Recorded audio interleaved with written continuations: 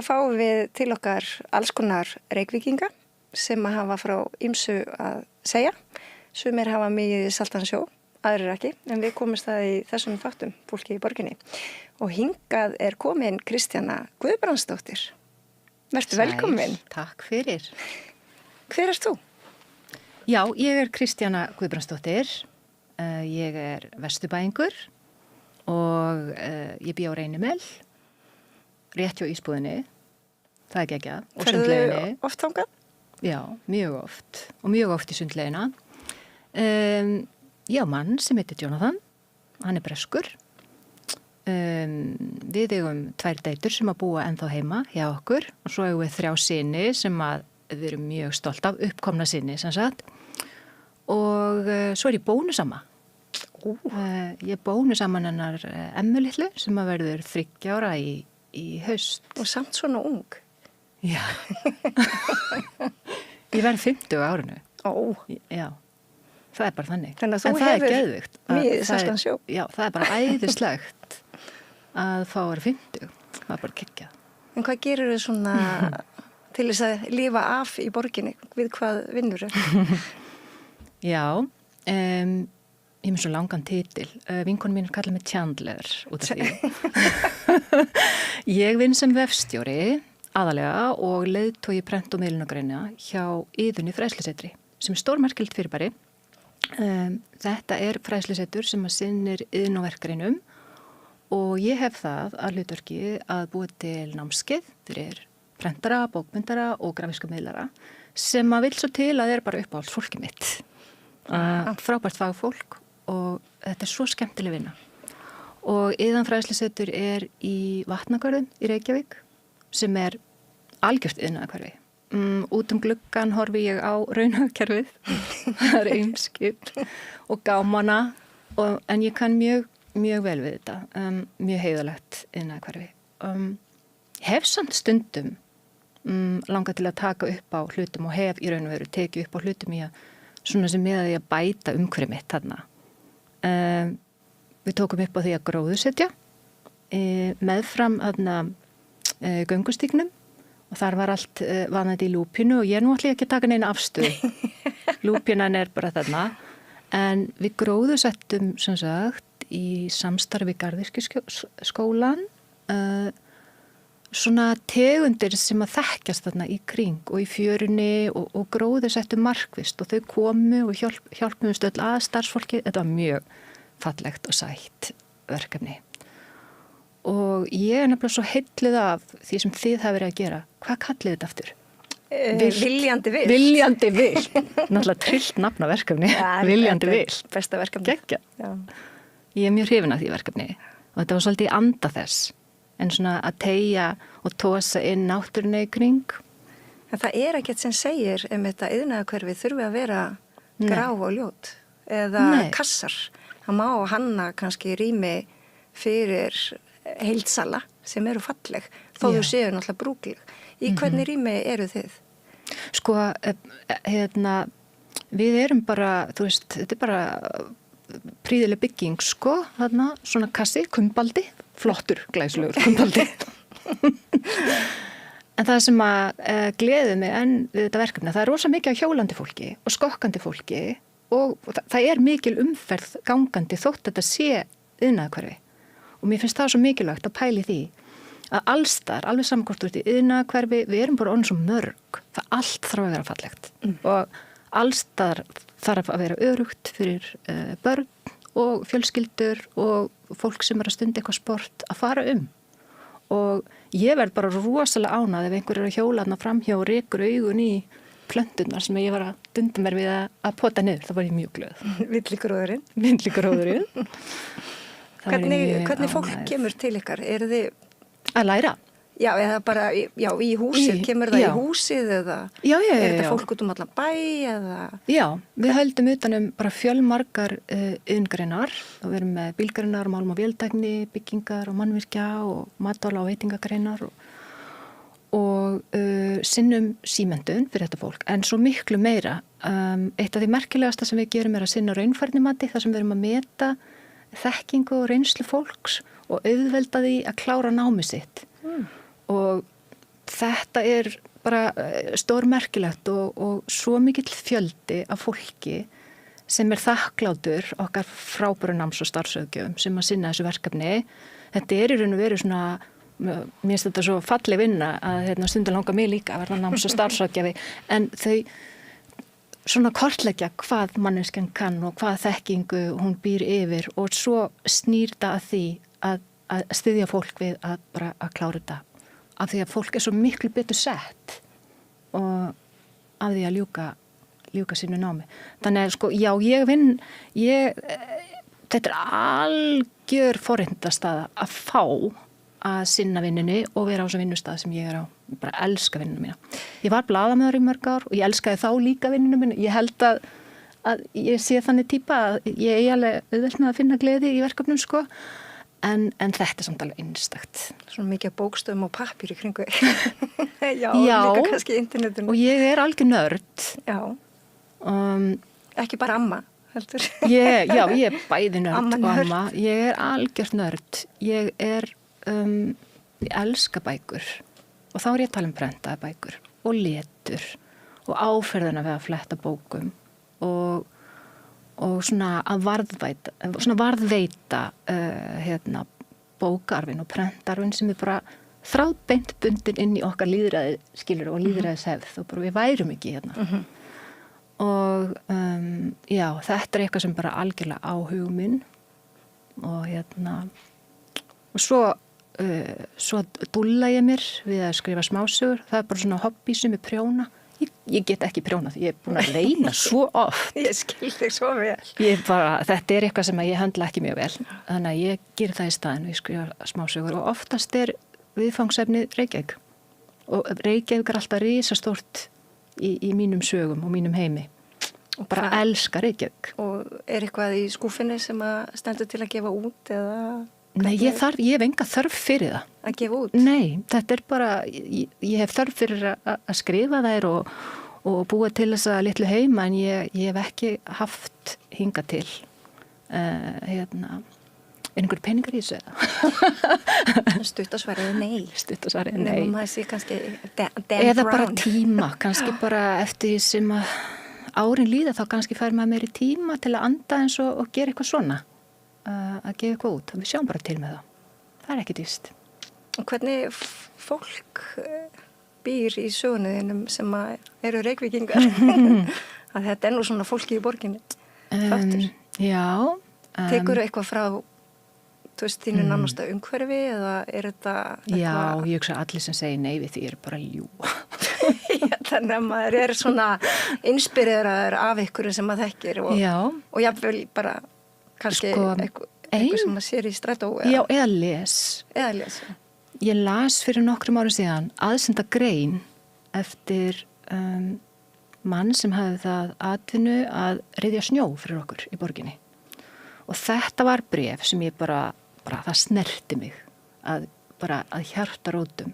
Hann var bara að lýsa því hvað fólk gagnrýnið á hans störf og hvað í raun og veru hans starf hættulegt. Þú veist, í verstu veðrunum skilur við, að reka gröfuna onni eitthvað eða rekast á bíla og það allir alltaf alveg tjúlaðir út í þig. Það ekkert stuð að ryðja snjó í Reykjavík, mjög vanþakklátt starf. Og ég skrifaði einmitt smásögu sem að byggir á þessum manni sem að ég ég dáist það fyrir að hafa lagt í að skrifa þetta tilfinninga þrungna bréf eða pistil. Og þetta til heiðu sonum og svo saga heitir Skaflasveinn. Þetta góði títur. Já. En já, þú varst að spyrja. Já. Þetta bara það, maður sækir í svona. Já. Og svo skrifaði ég einu sögu arkitekt sem að fekk Alzheimer og hennar draumur og ég veit að þetta raunverulega draumur sem var til var svona að Miklatún, Klambratún, Miklatún, já. Yrði bara allt annað en við þekkjum í dag. Þú veist, eitthvað svona bara svona ævintýri og já. Þetta allt Reykjavík sem sagt. Þetta eru sögur sem mig langar að lesa. Það ekki víst. Ég sjá bara.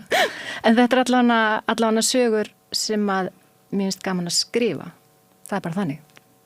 Það þarf enginn, þú veist, Nei, máttu alveg lesa þær. maður gerir líka Bara biðin. hluti fyrir sjálfan sig. Já, maður gerir líka hluti fyrir sjálf sig og það er líka bara allt í lagi. Ég er ekki með mjög mikla sýni þar nefnilega. Nei.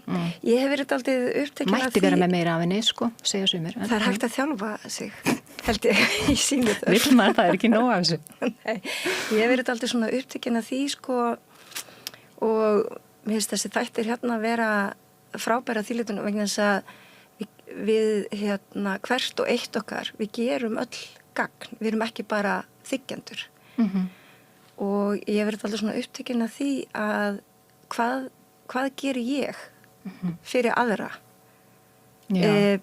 og hvað gerir ég líka bara með tilvist minni og ég er ekki að hugsa þetta bara fyrir mig, ég er að hugsa vegna þess að ég held að mjög margir í þessari borg hugsi kannski ekkert endilega út í það hvað þeir eru að gera fyrir sitt nærsamfélag. Og þá, það kannski leiði mig að þeirri spurningu til þín, veist, hvað finnst þér vera samfélag? Hvað er Reykjavík? Hvað, þú veist, gerir reykvískt samfélag? Hver eru sérkennið þess samfélag? Þú veist, hvað er það? Þú veist, það er náttúrulega þetta margt en fyrir þér. Já, ég sé svo fallegt og vinalegt samfélag og ég heyri það líka á fólki sem að kemur utan og heimsækir þú veist, ég held að við vitum þetta ekki alveg okkur sjálf, hvað við erum vinaleg og hvað við erum alltaf forvitun gestin okkar sem koma til okkar og mér finnst maður heyrir svona að fólk, það er einhver svona bölmóður núna bara, þú veist, það er einhvern veginn bara íslenskt samfélag er alveg glata og borgin, þetta er alltaf hrynja ég sé þetta ekki ég sé fjölmenningarsamfélag 1/4 borgarbúa ég held ég sé að segja rétt eru innflytjendur eða þú veist af erlendu bergi brotnir og mér finnst það æðislegt ég vil búa í þenni borg, ég vil búa með ég vil búa í fjölbreyttu samfélagi þar sem það er ekki bara ein rödd eða ein þú veist, einn hópur eða og mér finnst við búa í þannig borg núna og þetta er ólíkt borg æskuminnar. Hún var miklu eins leitari og mér finnst ég sjá þetta allstar, mannlíf. Þú veist, borgin er full af lífi með borgin, það er fólk allstaðar. Svona var þetta ekki því ég var lítil, bærin var bara, það voru rúllandi eyðimerkurplöntur held ég bara.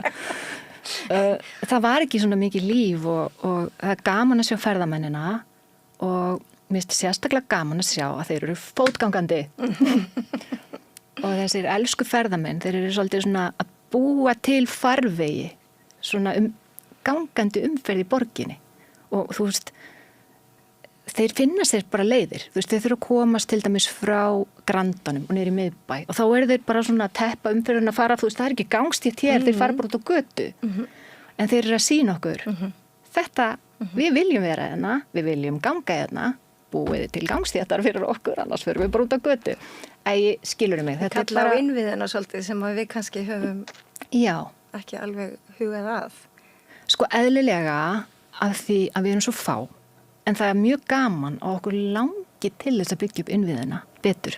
Ég er obsessed af einu. Já, ég. Og það er að mér langar svo til þess að strætó, okkar strætó, að hann stoppi beint, jafnvel inn í flugstöðinni, bara beint fyrir utan, bara þú veist, inn í flugstöðinni helst, bara undir inn. Og af hverju, þú veist, að nóga leigubílum og að nóga rútum og allt það og ég hef ekkert á móti þeim, flott hjá þeim, þetta er flottu business, geggjað.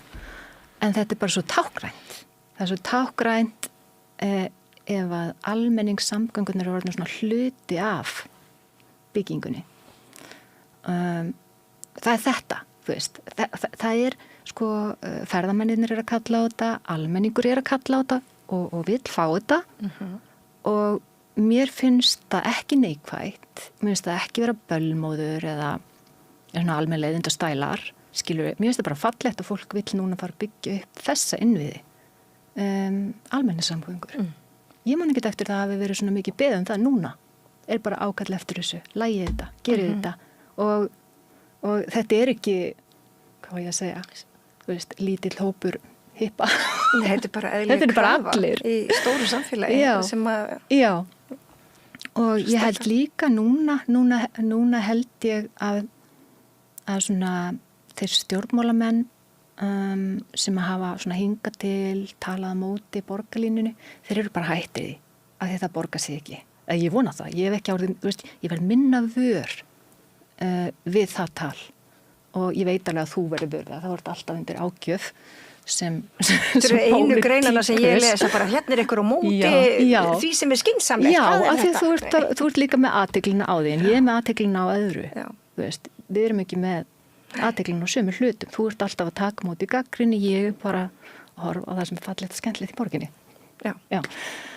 En ég held að bara make ekki sens að vera með leiðindi og tuð gegn þessari þróun sem að bara við öll held í viljum og bara óskum okkur. Já, og eins með bara, við erum líka farin að horfa á hús og loft og birtu, þú veist, við erum bara farin aðeins að pæla. Ég hef svolítið áhuga á arkitektur og ég held sko að því fleiri arkitektur því betri heimur. Bara ef að þeir fengju að hanna fleiri rými og ráða meiru, þú veist, bara hlýðum þeim. Bara endilega. Að þá verður borgin falleg. Ég væri til í mér í gleði í stjórnmáli. Vilt þú það ekki líka? Jú, ég reyni alltaf að vera kátt, sko. Og ég vil sjá, sko... Og að fólk mæti viðfangsefnum sínum einhvern veginn opið og sælt, en ekki bara þetta vandamál, heldur sem frekar viðfangsefni. Þegar ég er að horfa bara á sjónvarpið, ég gera það mjög sjaldan, en ég gera það samt, sko, veist, maður hefur ákveðna skildur til að kynna sér hlutina, að þá er ég stundum bara, jæja, þú veist, mér langar svo að heyra, hvernig borg vilt þú að Reykjavík verði? Þú veist, hvað dreymir þú kæri stjórnmálamaður eða stjórnmálakona? Hverjar eru þínar hugsjónir? Þú veist, hvað sérðu fyrir þér? Hvernig er borgin? Í staðin fyrir að vera tuðandan greið, snjómokstrar fólkinu okkar og öllu fólkinu sem að strítar við að gera þessu borg fallega. Og svona að vera með þess að rörsýn á neikvæða hlutina finnst mér bara ekki skemmtlegt. Mér finnst það ekki gagnlegt. Það er gagnlegt upp á þessu marki, verðum að vera gagnrýnin og hreyfast áfram og ég veit að þú ert rosa góð í því. En verðum líka að láta ykkur dreyma og hafa framtíðarsýn og hugsa eitthvað sem okkur langar í og sjá það fyrir okkur og vera að tala það líka. Getum við ekki látið þetta eins og því kosmosið í þessar kosningabaráttu? Af því ég alveg raunverulega löngun til þess að bara spyrja fólk beint upp. En hvað viltu? Hvað langar þig? En það er líka þannig í kennslu til dæmis að þá rífur maður ekki niður. Maður vissulega leiðbeinir og ef að maður hefur eitthvað út að setja þá gerir maður það fallega og kemur segja með eitthvað skona lausn sem að fólk verður þá annað að meðtaka eða kannski fara sína eigin leið eða eitthvað svo leiðs. En það virkar alltaf best, ekki bara í grunnskóla eða leikskóla, heldur bara í lífinu almennt. Að gera hlutinu uppbyggilegan hátt en ekki með einhverju niður ef þú verður að hafa einhverja þá lausn eða vilja leysa ef eitthvað er að. En hvernig upplifir þetta sko að því að núna kemur alls konar fólk inn á vinnustæðin þinn og væntanlega á öllum aldri og bara víða og samfélag, ekki bara úr Reykjavík það er bara bara á landsbyggðinni. Bara, já. Hvernig talið þið stundum pólitík eða samfélagi? Já. Algjörlega, inn á kaffistofinu samt, kannski ekki gangandi sem betur fyrir. Ekki við eitthvað sem er í raun ferðinni mati. Nei, við bjóðum fólki bara kaffi og við bjóðum ekki beint í málin. Nei, en þú veist bara, það er mjög skemmtilega hvað ég segja, kaffistofu umræða alltaf hjá okkur. Og mér finnst það alltaf svo fallegt. Mér finnst fallegt að fólk vilji tala hlutina og við eigum bara að leyfa það. Sama hvað umræðan getur verið erfið eða leiðilega, þess er ekki sammála mér og svona þetta bara. Fínt að vera sammála, en líka fínt að vera ósammála. Já, við verðum að geta En nálgast það kunna, kurteisi, sko. þetta er list, sko, að kunna þetta algjörlega. En af því þú spyrður áðan, þú varst ekki að spyrja hvað gerir þú fyrir Reykjavík eða eitthvað slíkt? Nei. Jú, Jú, við leggjum öll já, sko, eitthvað til. eitt sem að ég svona markvist geri, það er að vera vinaleg og mér finnst það að vera svona ákveðin bara skylda og ég held að það að vera vinalegur og ég til dæmis, ég veit ekki, þú veist þetta, þú þekkir mig, sko. Við þekkjumst sem sé, kæru áhörundur. En ég heilsa frekar bara öllum. Ef ég er ekki alveg viss hvort ég þekki viðkomandi, ég heilsa bara samt. Ég teka bara á mig. Þannig kynnist maður fólki líka.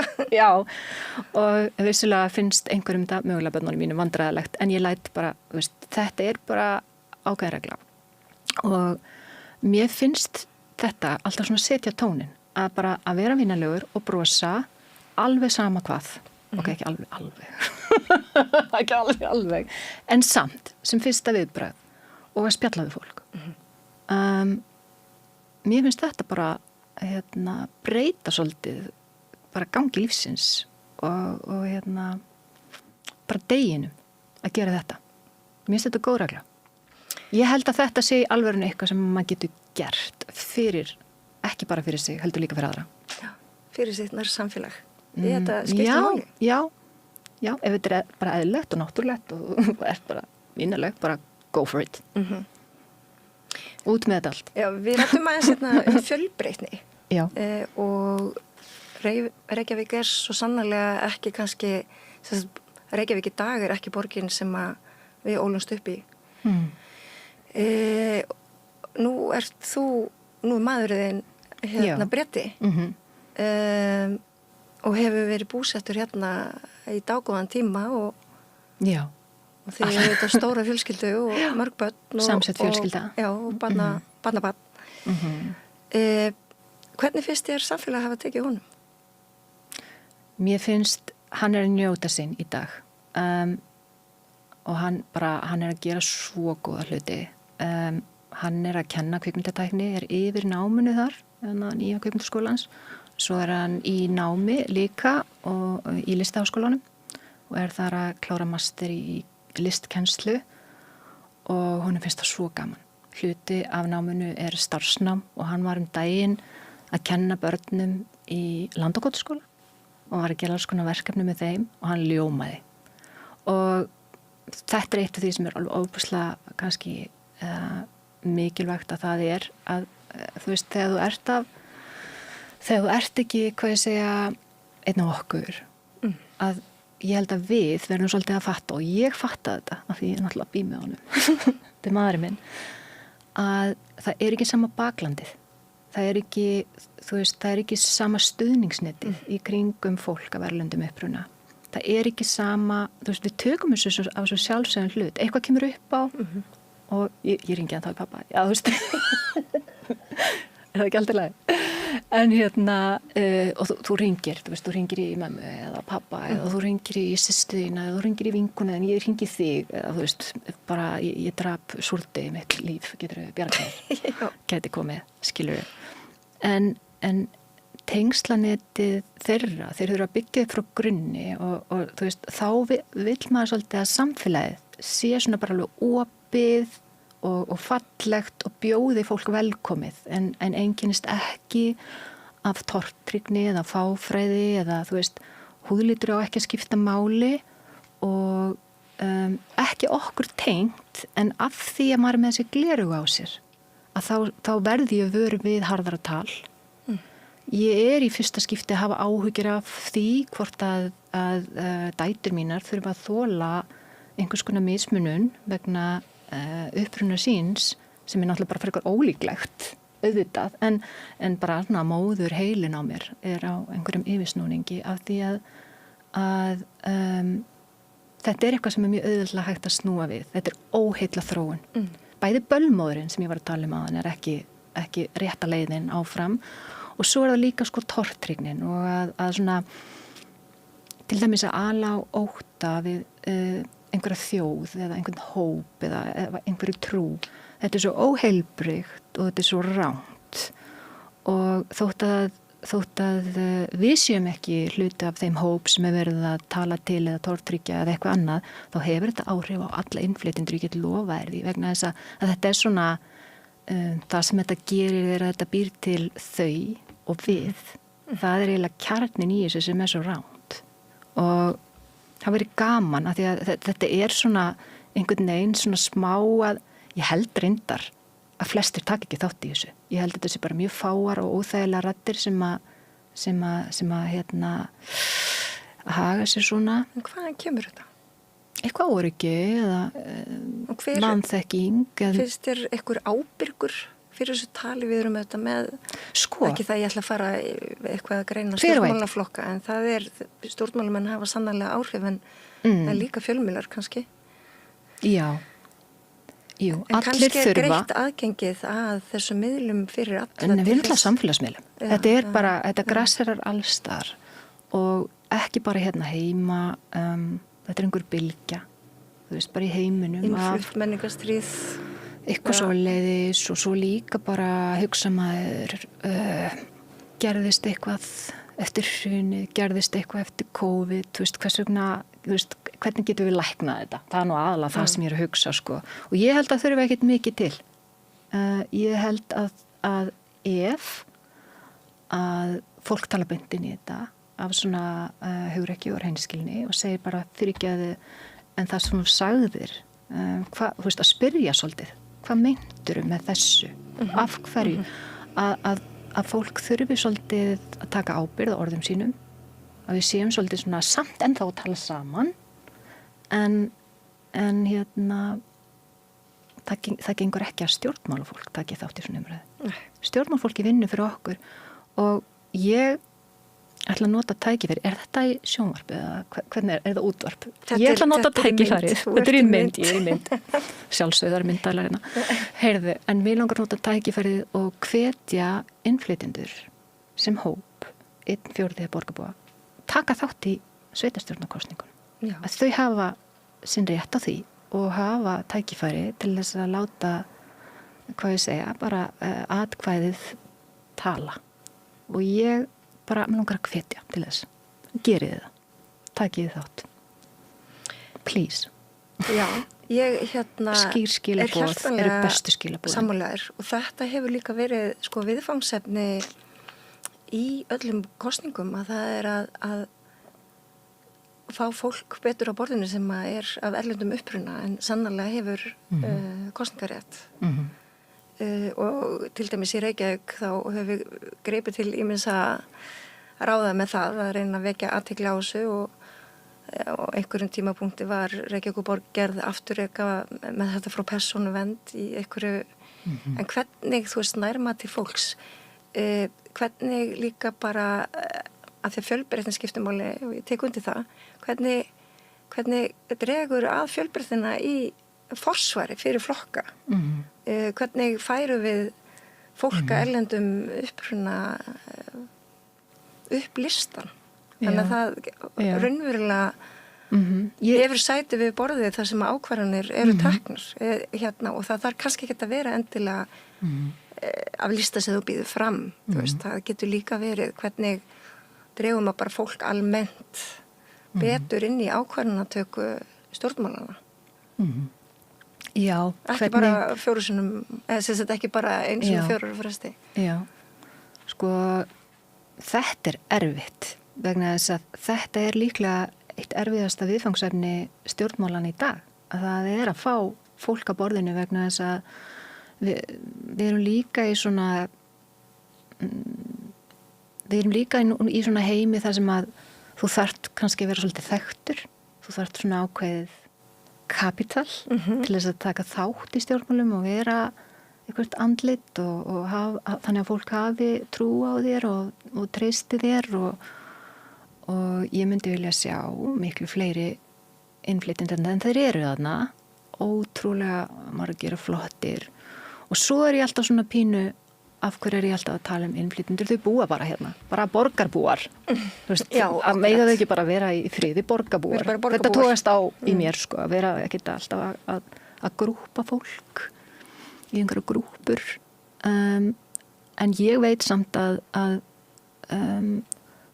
fólk sem ég þekki og á að vinum og er af erlendu bergi brotið, að það er ekki alveg vist hvernig flokkarnir virka, hvað þau standa fyrir. Og það er ákveðin vísbending að það vanti kannski meira einhvern veginn eitthvað samtali eða kynningu. Ég sko ég er að brosa núna því ég er að hugsa að ég vil láta prenta meira. Ég get ekki látið þetta í friði, sko. En þú veist, það vantar betri upplýsingar og þær þurfa að koma inn á heimili fólks. Já. Og þær þurfa að vera réttar og þú veist, bara þetta er það, engin óreiða, engin svona, þú veist, þetta þarf bara að vera hana. Og ég óska þess að fyrir bæði þessar kosningar núna í vor og svo þessar og atkvæðagreiðslan núna í haust, þá vil ég bara að það sé virkilega vel staðið að þessari upplýsingagjöf og hún sé komið inn á heimili fólks og þetta sé ekki einhverju svona á einhverjum samfélagsmiðlum, bara hætta því takk, bara hætta því. Já. Og það er bara algjört rugl. Bara gera þetta betur, vanda sig. Já, og leggja eitthvað ef að kosningaþáttan er vond og við erum ekki að fá alla borðinu, þá þarf bara að gera betur. Ég man reyndar eftir bæklingi sem að Iðan gaf út. Já, hvað var? Það var bæklingurinn, eða var svona lítil bók þar sem var farið yfir það á hverju það væri allt í lagi að prenta á blöð.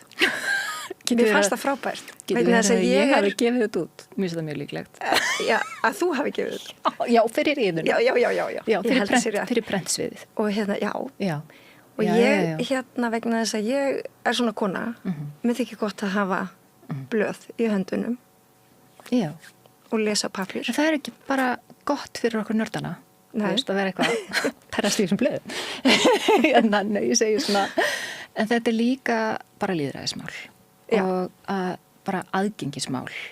Ég hlustaði á svo geggjaðan fyrirlestur hjá honum Sigurjón hjá Funksjón. Það var verið að verðlaunan fyrir hans ævistarf á hjá Svef, samtökum hana, Vef. Já. Hann Sigurjón hjá Funksjón og fyrirlesturinn hét Hvað höfum við gert 84 ára gamall í móðminni?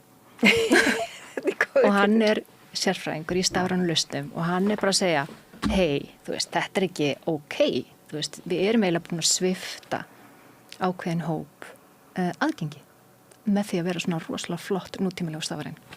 Það er rétt. Það er bara alveg rétt. Og það er bara verið að rúlla það er verið að rúlla fárviku fólki í sjúkrabílum með slöngurnar utan á sér að endurnýja nei, í alvöru, þú veist, að fara í bankan og eitthvað, endurnýja einhver skilur ekki. Þetta er bara bull. Það fyrir við að vera til annars konar lausnir. Við bara megum ekki vera svona hvatvís. Við megum ekki vera svona örugg alltaf með okkur. Við verðum alltaf að vera að hugsa, ok, og hvaða áhrif hefur það fram í tíma? Og hvað svo? Og geta allir verið með. Já, geta allir verið með. Verða einhverja afleiðingar af þessu sem ég er að bralla núna. Nei, alveg. Þú veist, eru einhverjar týndar slóðir stjórnaráðsins úti einhverstað? Ég bara spyr. Nei, þú veist, ég er ekki að mæla með því að við förum bara og búum aftur í hellu með eitthvað. Alls ekki. Ekki eins og miðflokkurinn að mæla. Nei, maður kannski ekki segja það. Nei, og ég er ekki að mæla með fortíðinni. Ég er að mæla með framtíðinni, það sem við pössum bara og erum bara skynsum. Já. Þetta eru frábær lokaorð. Eða? Já, takk kærlega fyrir komuna. Takk Lís. Og við segjum svo lokið og þakkum Kristínu kærlega fyrir og munið lesi bækur.